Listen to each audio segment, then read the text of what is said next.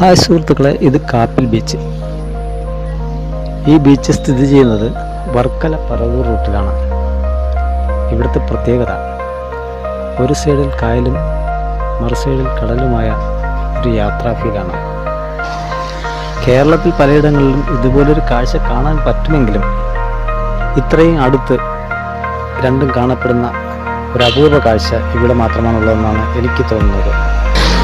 ഇത് കാണുന്ന കൂട്ടുകാർ എന്തെങ്കിലും ഈ വഴി യാത്ര ചെയ്യുകയാണെങ്കിൽ നിങ്ങൾക്കുണ്ടാകുന്ന അനുഭവം എനിക്ക് കമൻറ്റ് ചെയ്യും.